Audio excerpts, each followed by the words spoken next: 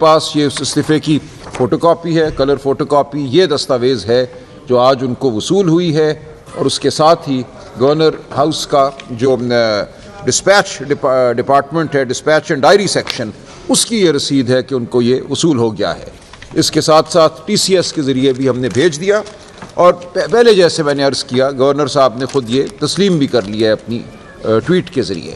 تو اب یہ الحمدللہ ایک مرحلہ طے ہو گیا۔ ہم بالکل واضح اس پہ آئینی اور قانونی ایک موقف رکھتے ہیں کہ آئین کے آرٹیکل 130(8) کے تحت وزیر اعلیٰ نے صرف اپنا استعفیٰ دینا ہوتا ہے، اس میں ایکسیپٹنس کا یا گورنر کی آمادگی کا کوئی عنصر شامل نہیں ہے۔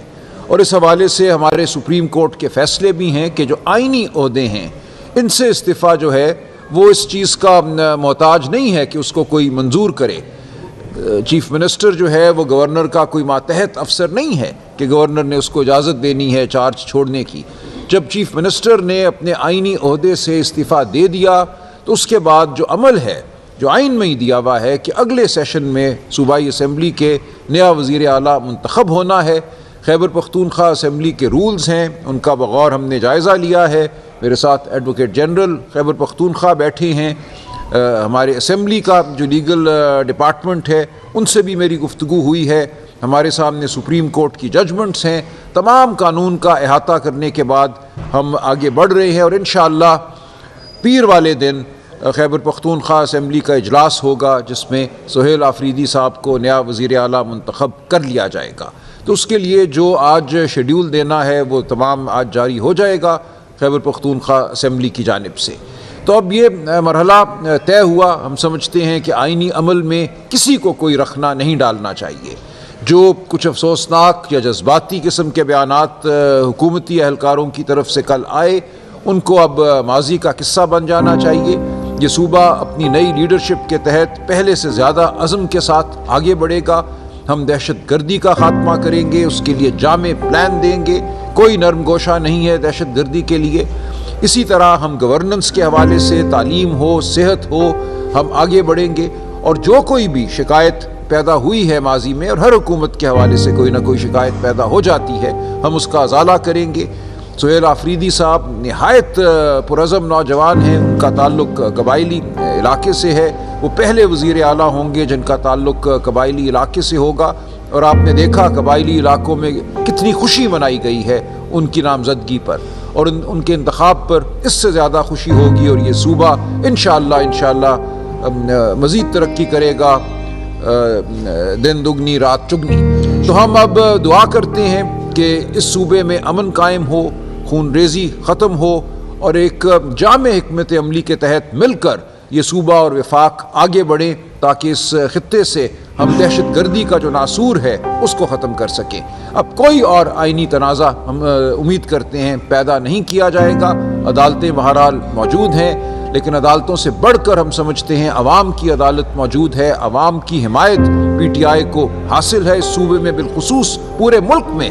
لیکن اس صوبے نے 3 دفعہ پی ٹی آئی کی حکومت قائم کی ہے، جو ایک تاریخ میں ایک انوکھا واقعہ ہے، اور اس سے جو اس صوبے کے عوام کی وابستگی ہے جذباتی، ذہنی، فکری، شعوری عمران خان کے ساتھ اور پی ٹی آئی کے ساتھ، وہ بالکل واضح ہے۔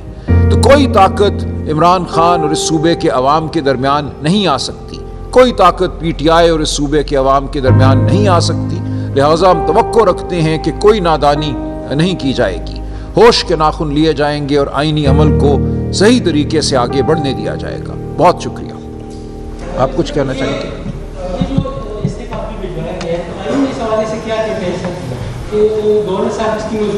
نہیں، بالکل نہیں، میں نے یہی عرض کیا نا، آپ کے سامنے ہے، آپ جائیں گوگل پہ آئین پاکستان کو کھولیے، آئین پاکستان کا آرٹیکل ہے 130، اس کے اندر وزیر اعلیٰ کے استعفے کا جو ذکر ہے وہ شق 8 میں ہے۔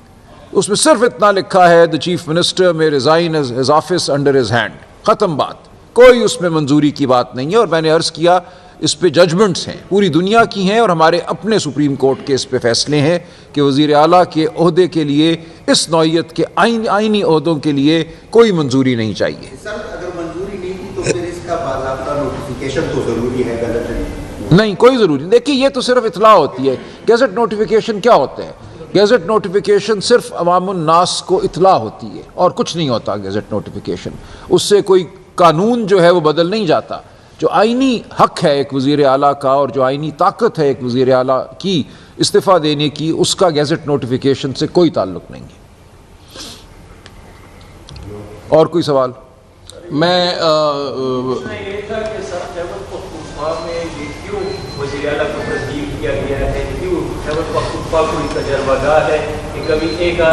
نہیں دیکھیے یہ ہوتا ہے، کوئی بھی پارٹی کوئی بھی حکومت اپنے اندر تبدیلی پیدا کر سکتی ہے.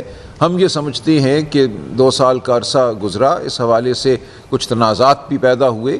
نیا وزیر اعلیٰ جو ہے ایک نئے عزم اور نئی ٹیم کے ساتھ آگے بڑھے، اس میں کوئی ایسی بات نہیں ہے جس پہ اعتراض ہو.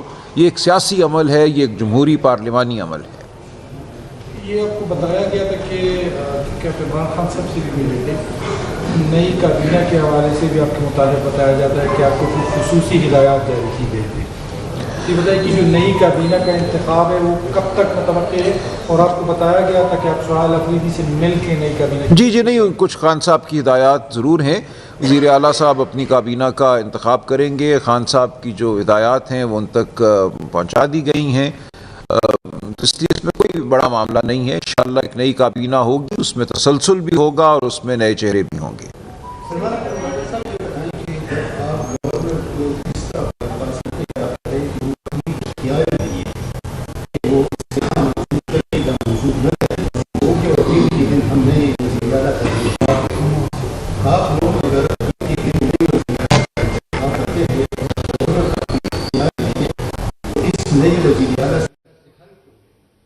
دیکھیں حلف لینا گورنر کی ذمہ داری ہے، وہ تو لکھا ہوا ہے کہ حلف جو ہے وہ گورنر لے گا. لیکن آئین یہ کہتا ہے کہ اگر گورنر صاحب جن کا ذکر ہے آئین میں کہ وہ حلف لیں گے، وہ عہدیدار اگر کسی وجہ سے حلف نہیں لیتا تو پھر آئین کے آرٹیکل 255 کے تحت chief justice Peshawar high court کسی اور کو نامزد کر سکتے ہیں حلف لینے کے لیے.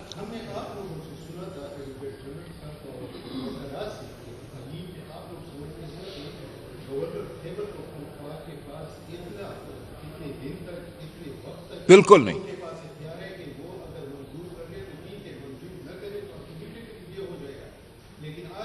نہیں وہ غلط، وہ جس کسی ہاں نہیں کوئی نہیں. دیکھیے وہ کسی میں عرض کرتا ہوں، دیکھیں وہ میں مجھے عرض کرنے دیں. دیکھیے وہ کوئی رائے ہوگی کسی کی، لیکن آئین آپ کے سامنے ہے. آپ کو میں دعوت دیتا ہوں، آئین کا آرٹیکل 130 آپ پڑھیے، اس کی شق 8 آپ پڑھیے. دیکھیے یہ کوئی بل نہیں ہے جو گورنر کو بھیجنا ہے. وہ تمام معاملہ ہوتا ہے قانون سازی کے حوالے سے کہ گورنر صاحب کے پاس ایک بل گیا، اس کا پورا طریقہ آئین میں دیا ہوا ہے. گورنر بل کو پڑھے گا، اس پہ اپنی رائے دے گا، اس کو واپس بھیج سکتا ہے. اس کے بعد پھر اگر وہی بل گورنر کو بھیجا جائے تو اس پہ واجب ہو جاتا ہے، اس پہ کتنی دیر وہ بیٹھ سکتے ہیں. اس تمام معاملے کا چیف منسٹر کے استعفے سے کوئی تعلق نہیں. یہ آپ نے ایڈوکیٹ جنرل کی طرف اشارہ کیا، تو ابھی تک میری کوئی ایسی سٹیٹمنٹ نہیں آئی، کیونکہ آرٹیکل 130 کلاس 8 میں کوئی ٹائم پیریڈ پرووائیڈڈ نہیں ہے، اور نہ ہی گورنر کا رول ہے، اور نہ ہی اس میں گورنر کی ایکسیپٹنس کا ذکر ہے. ہم کسی کو بائی پاس نہیں کر رہے ہیں، ہم کانسٹیٹیوشن کو فالو کر رہے ہیں. آپ کی اطلاع کے لیے یہ عرض ہے کہ استعفے 2 قسم کے ہوتے ہیں، ایک یونی لیٹرل اور ایک بائی لیٹرل. یونی لیٹرل آئینی عہدوں کے لیے ہوتا ہے. جیسے ہی آئینی عہدیدار ریزائن کرتا ہے تو اس کو ایکسیپٹڈ تصور کیا جاتا ہے، افیکٹو تصور کیا جاتا ہے. آج اگر کنسٹیچوئنٹ اسمبلی کا یہ کوئی وہ ہوتا، انٹینٹ ہوتا کہ اس میں گورنر کی ایکسیپٹنس ضروری ہے، لکھ دیا جاتا، تو لکھ دیا جاتا. ٹھیک ہے. جب لکھا نہیں، ہمیں یہ لگتا ہے کہ پہلا کوئی جذباتی عمل تھا، ایک رد عمل تھا. شاید کوئی ٹھنڈے ذہن سے اب سوچا ہے لوگوں نے کہ کیسے آپ ایک صوبے کے عوام کی جو رائے ہے اس کو رد کریں گے. آپ گورنر رول لگائیں گے تو اس سے کیا اس صوبے میں کوئی معاملات بہتر ہو جائیں گے؟ اس صوبے میں جو کچھ بھی ہوتا ہے ابھی تو آپ اس کی ذمہ داری ہم پہ ڈال دیتے ہیں، پھر آپ کو خود وہ ذمہ داری لینا پڑے گی. تو میرا نہیں خیال کہ وہ بوجھ جو ہم نے اٹھایا ہوا ہے، جو عمران خان کے نام پر اور عمران خان کی سربراہی میں ہم نے اٹھایا ہوا ہے وہ کوئی اور اٹھا سکتا ہے. وہ بوجھ صرف وہی جماعت اٹھا سکتی ہے جس کو صوبے کے عوام کی تائید حاصل ہو, صوبے کے عوام کا اعتماد حاصل ہو. تو میں یہ سمجھتا ہوں کہ جب ٹھنڈے دل سے اور ٹھنڈے ذہن سے ان باتوں پہ غور کیا گیا ہے اور مزید کیا جائے گا تو میرا خیال ہے رائے بدلے گی.